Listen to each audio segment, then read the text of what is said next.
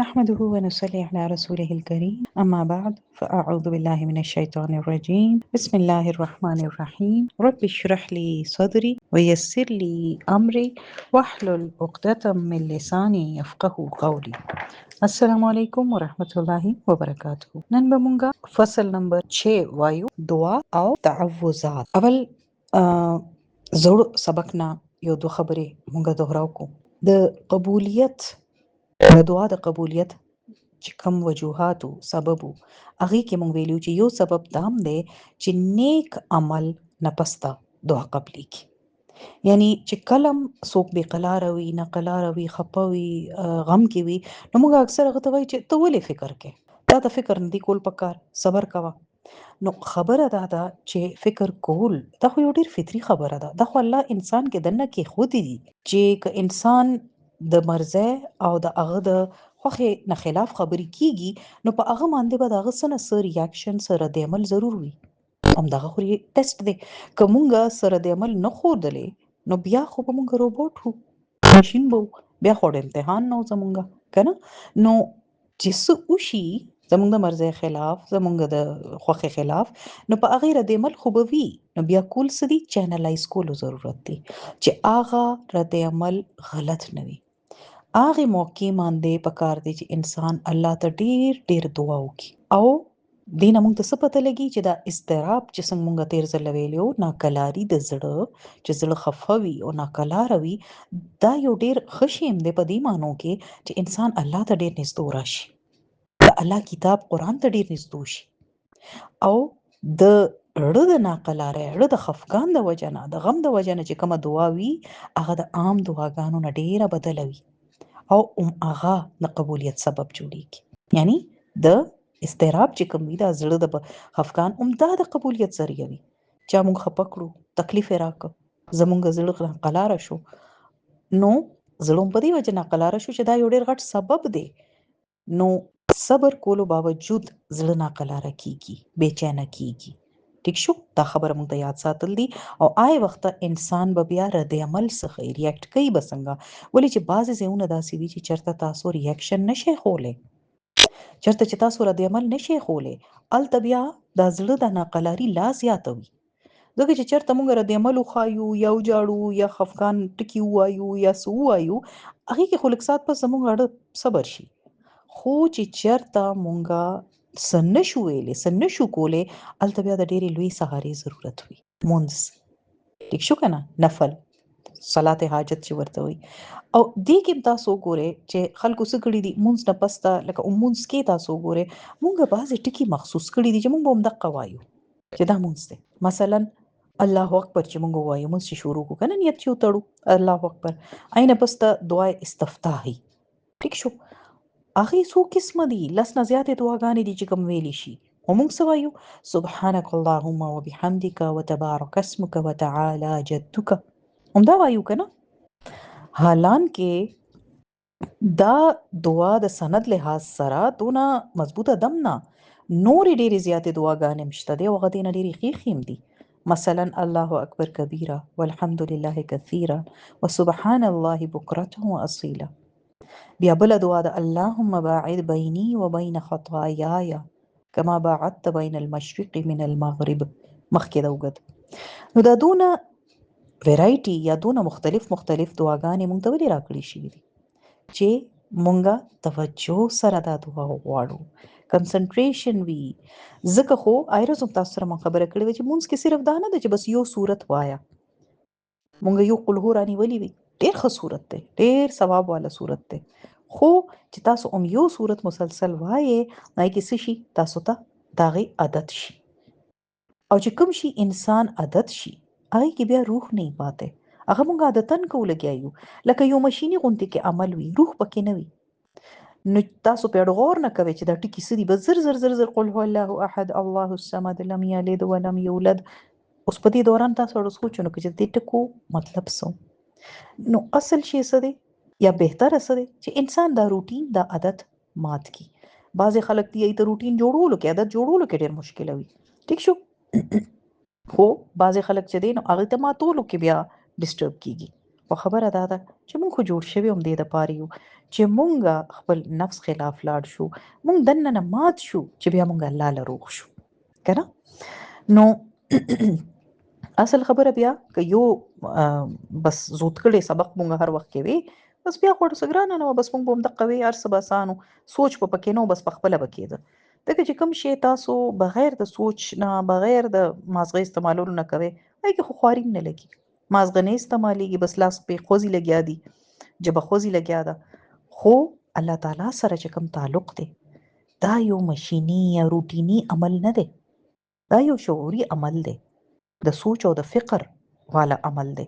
او د دې شي نوم تقوا دی. نو انسان دې الرټ اوسي، انسان دې هوش کې اوسي. موږ خو یو قسمه په بېهوشۍ کې دا مونځ کوو. نو سوره فاتحه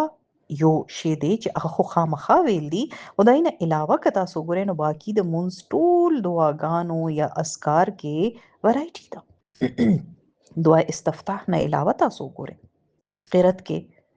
د قرآن کومه حصه تاسو غواړئ ویلی شي، حالانکه سوره فاتحه هم قرت دی، د قرآن حصه ده، خو درته وایي چې نه، د فاتحه نه علاوه به هم څه وایې، هلته به بیا تاسو بدل بدل صورتونه کوئ، هغه به وایې. ها بیا هغه چې ووایې الله اکبر به ووایې او په رکوع کې به لاړ شئ.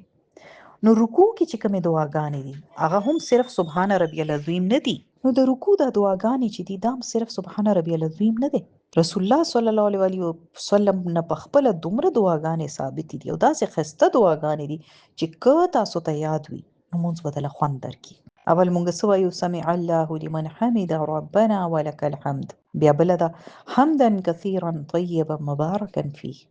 دین علاوه بل دعا ده اللهم لا مانع لما اعطيت ولا معطي لما منعت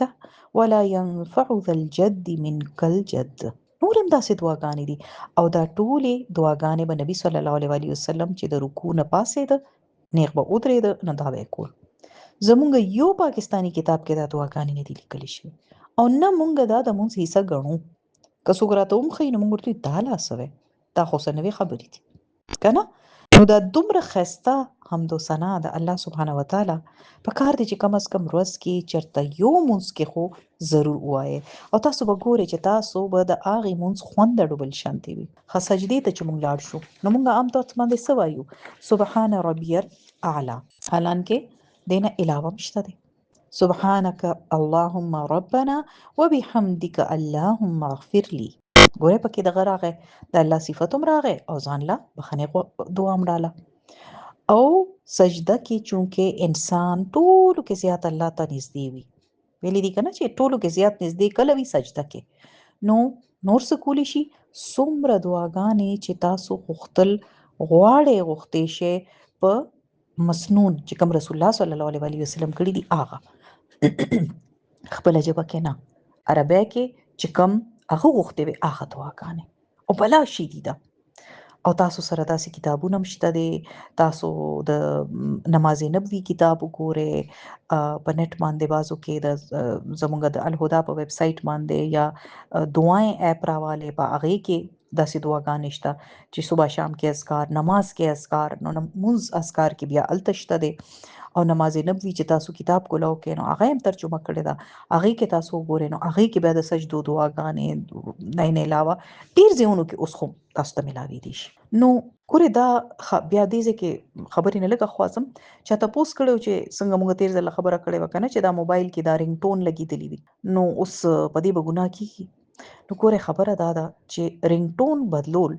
ناممکنه کار دی، ګران کار خو نه دی که نه موږ دا غواړو چې زموږ په عمل نامه کې د ګناهونو ټکي زیاتېږي. ولې چې څو پورې عمل نه بدلیږي که نه برکت به نه وي په علم کې. د علم فایده صرف هغې وخت کېږي چې کله هغې باندې تاسو عمل وکړئ، که نه هسې خو بیا یو بوج دی. څنګه چې قرآن کې ویلي د اهل کتاب یادول چې هغې لکه د خر په شانتې وزن اوچت کړی دی، تورات او د دې کتابونه یادو، ولې چې عمل پرې نه کوي. نو قیامت په ورځ به ټول چې څنګه دې دنیا کې تاسو چې سکول مدرسه ته ځئ او یونیفارم اچوئ او په لاینونو کې ولاړ یې په قطارونو کې، قیامت په ورځ به هم دقسې ټول په قطار کې ولاړ یي، عمل نامې به میلاویږي. فرق په څه وجه وي یا مخکې به څوک وي څوک چې په عمل کې ښه وي چې کوم عمل کې مخکې وي هغه مخکې لاړ شي چې کوم عمل کې شاته وي اخلاص کې شاته وي هغه به شاته شي ټیک ده ها ټولو کې زیات کم یو عمل دی چې کوم هر وخت کې کولی شو ذکر ټیک ده ذکر الله یادول نو تاسو ته موبایل په ټون کې هم څه ذکر لګولی شي چې هغه وشي او تاسو ته همیشه یاد شي اوس زما موبایل ټون دی نو هغه وي شکرن یا ربي شکرن یکدم بنده ته شکر را یاد شي الحمدلله به وایي د کسي نورم کې دي شي یو ځل رسول الله صلی الله علیه وسلم صحابیانو سره په سفر روانو په لار کې یو غر راغی نو هغه وی چې هاذا جمدان دا غر نومو ټیک شو او بیا وی المفردون مفتدون چې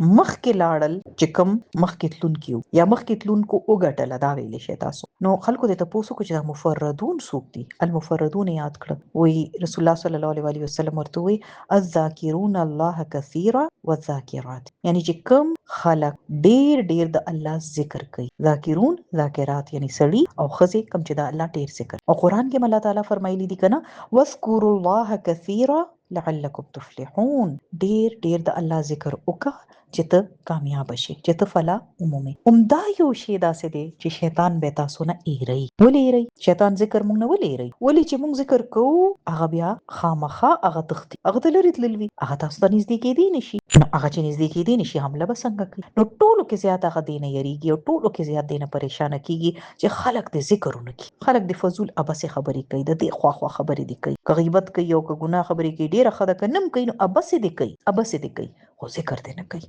کنه نو او شیطان څوک دی شیطان زموږ دشمن دی ښکارا دشمن دی ښه انسانانو کې داسې ستاسو څوک دشمن شته چې چا سره ستاسو بالکل نه لګي یا ور سره سره مقابله بازی وي یا ور سره ستاسو بس په چپ باندې روانه وي ګوري وی داسې بازو وخت تاسو په ښکارا نه وایي په زړه کې وي بعضې وختونو خویندو کې وي بعضې وخت چار پیر خلکو کې کولیګس کې چې چا سره ستاسو سره مقابله وي تاسو به چېرې غواړئ چې تاسو د هغه نه چې هغه تاسو نه مخکې لاړ شي وړاندې شي درنه نه به غواړئ کنه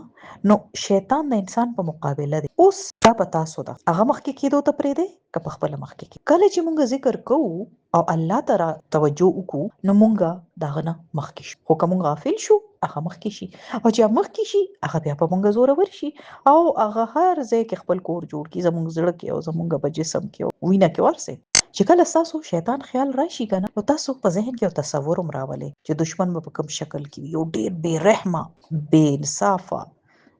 ډیر خراب دشمن کډیر زیات تاسو سو خراب کس پیجنې لکه ګوره مثلا زه تاسو وای چې ما خو ډیر زیات خراب ظالم سره چاته په خاړو نه دراغله اخبارونو کې خو وای کنه قسم تاسو وینئ چې فلانې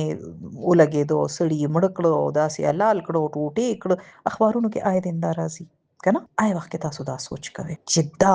هغه شیطان هغه دشمن دی چې سروم پرې کی او ټوټیم کی او ویم سوځي او اذیت ورکي او داسې دشمن دی بیا وساسو د خلاف نفرت راځي تاسو دا دونه بے رحمه دي ما پسې دي او دا غواړي چې زما د هر څه برباد شي استفات نشي نو ځکه ماته دي تختول دي ګوره یو مچو پتا سو کینی کنه نو مونږ سوایو مونږ فورن لاسو خوځو چې دی رانه والوزي خبازي کس نم خوځي لاس مچان بناست یا پروا نه وي ولې ای دا فرق نه پریوزي مچ خان دی هغه ګندکیږي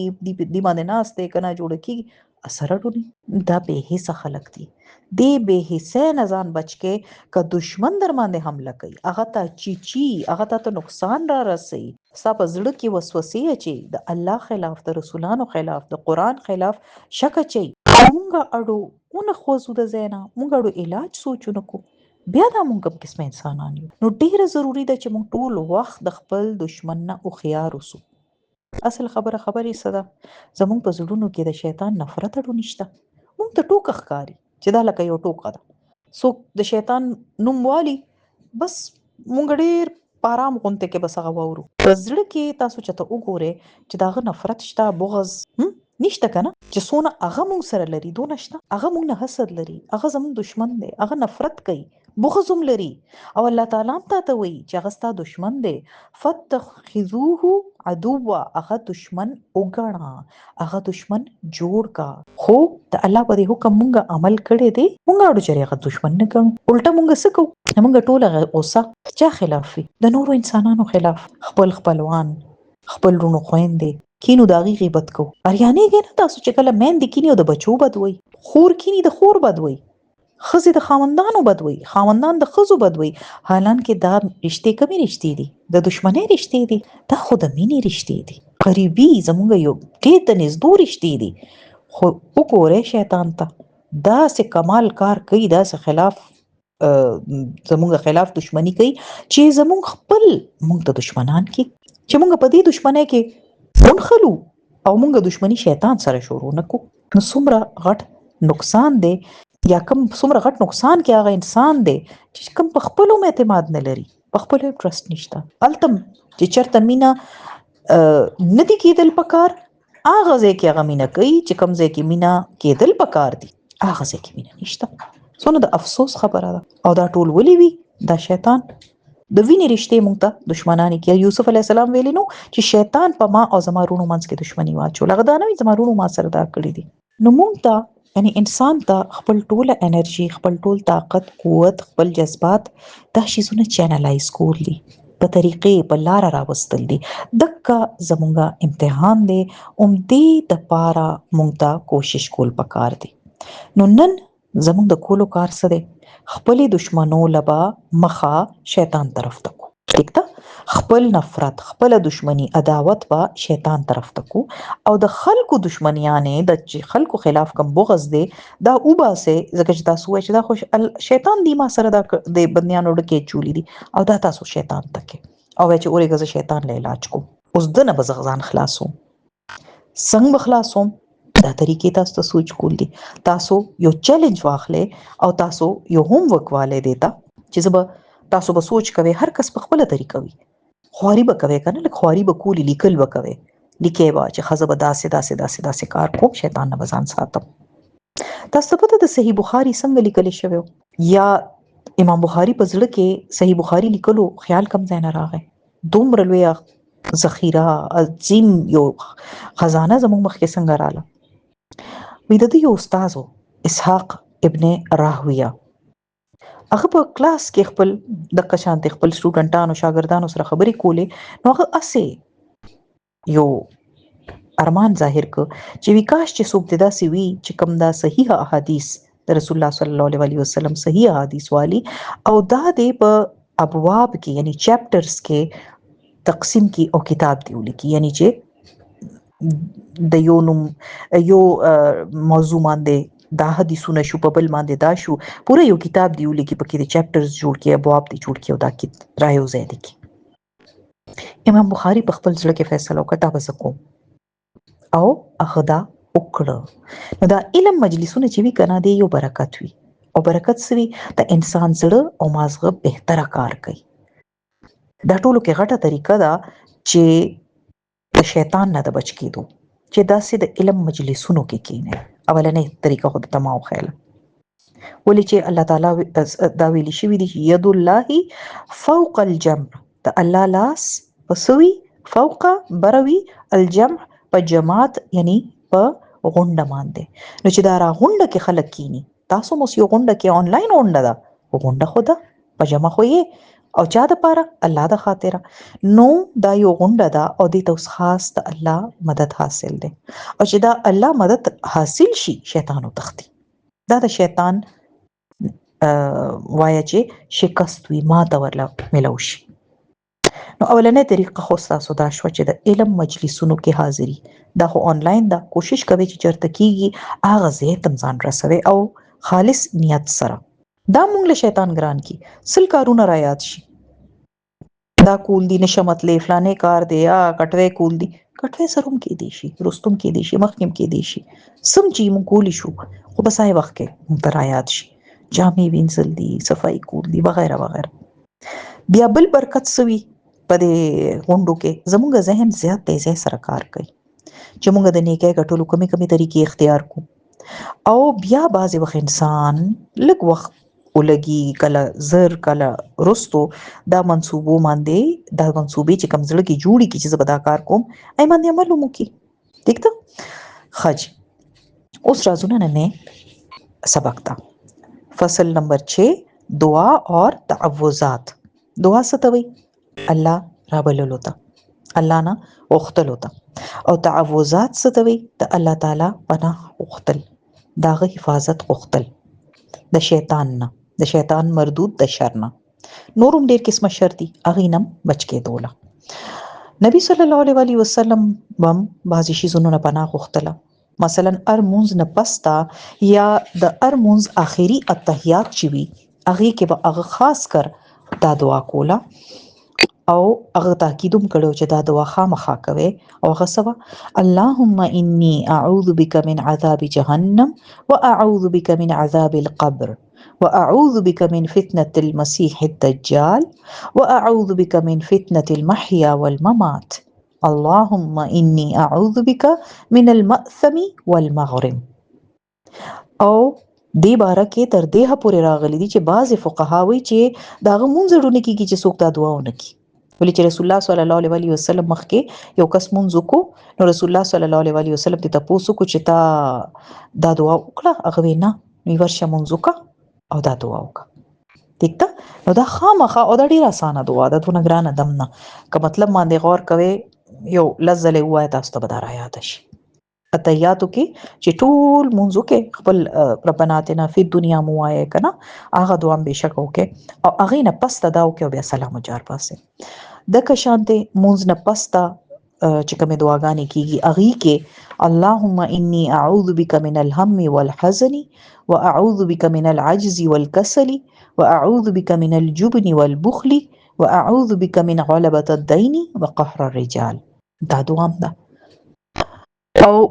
نورم چې کوم تعوذات دي دا دعا هم چې کومه ده دا لکه د وسلې دي. دعا او تعوذات غوښتل د وسلې په شان دي، او وسله صرف وسله نه لکه اوس یو توره ده او ډېر تیره توره ده، بلکې ورسره اسپایي به وي. یعنی انسان چې کله دا تعوذات کوي نو هغه ځان دپاره څه را حاصل کي؟ وسله او ورسره فوج. ټیک شو؟ نو چې تاسو سره یو توره وي، نن سبا نه دغه کې تاسو ټوپک موکپک ویلی شئ دا کتاب خو اول لیکلی شوی هغې تورې او د دې خبرې وې، ټوپک ووایه، میزایل ووایه، چې سم وایه. نو چې ستاسو وسله کې نقص نشته، دا به داسې وي لکه تاسو سره وسله ده هغې کې هېڅ نقص نشته، ښه تیره ښه چلېدو واله ډېره زبردسته نوې ټیکنالوژي، او ورسره چې کم کس یې چلی د هغه لاسونه هم ډېر مضبوط او قوي دي، او بیا ترمنځ څه رکاوټ بندش هم نشته، نو بیا به ضرور دې سره دشمن خاتمه کیږي. یعنی که وسله ښه وي، وسله چلولو عالم طاقتور وي، نو بیا دشمن چاته تښتېدی نشي. او که دې دریو خبرو کې یوه خبره هم کمه شوه، مثلا هتیار چې دی هغه مثلا تاسو کو وګورئ چې رکاوټ پکې راغی، څنګه لکه یو تاسو ویلی شئ چې یا دعا ځان له ښه نه وه، یا لکه هغه ټکي هغه ښه نو استعمال کړی، یا د دعا کولو والا زړه چې و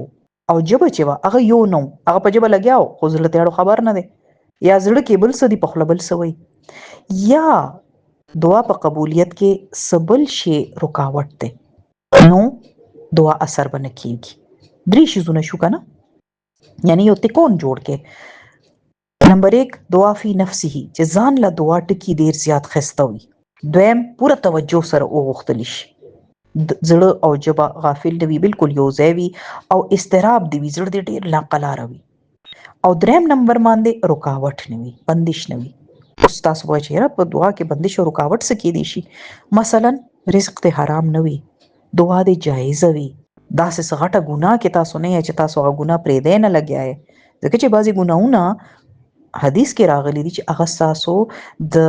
دعا په قبولیت کې رکاوټ اچوي، دعا قبلېدو ته نه پرېږدي. نو چې کله دعا نه قبلېږي نو په دې ټولو شیزونو غور کوئ، نو یو ټراینګل جوړوئ، پای دا درې شیزونه ولیکئ